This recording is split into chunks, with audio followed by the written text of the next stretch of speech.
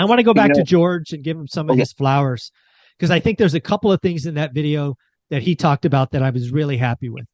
Yeah. Number one is, and I'm curious if you agree or disagree, is I believe Jerome Powell is playing for legacy. Right Yeah. now, his legacy is the transitory guy, and that's going to be embarrassing for his grandchildren.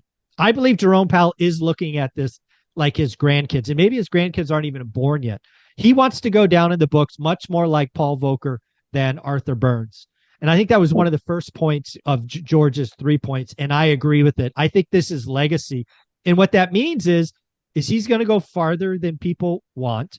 He's probably going to go farther than he needs to. And he's very quickly going to become the most hated person in America, especially if he raises rates next week, which I think he does. I think he goes up another quarter. So, yeah, I think this is legacy for Jerome Powell. Do you see it that way? No. Awesome. Tell me why not. Because I don't think Jerome Powell has any power.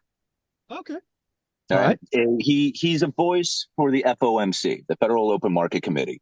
Jerome Right. Powell doesn't make decisions on interest rates, right? Yeah. He's not the one who's out there saying, like, I feel as me personally going to make this decision for everybody out there. It doesn't work like that.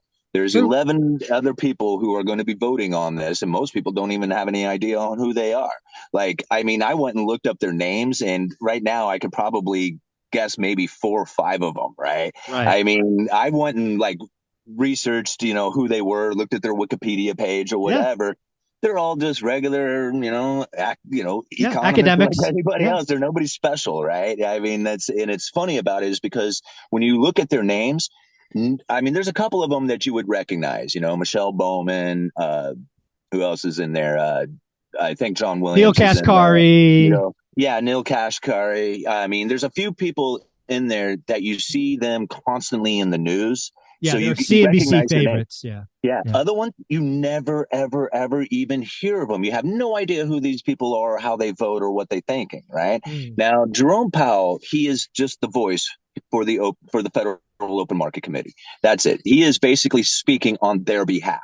So Yep. when people say he's trying to be the Paul Volcker, he can't do that. Even if he wanted to be, he can't do that without the Mm. FOMC voting on it.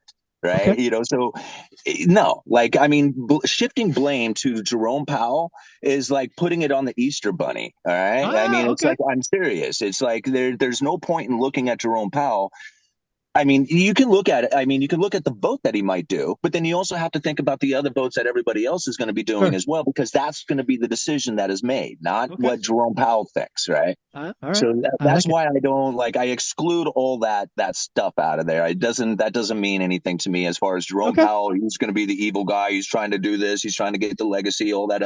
No, that's not the way. Perfect. Even if he wanted it, he has to have the FOMC vote for that. So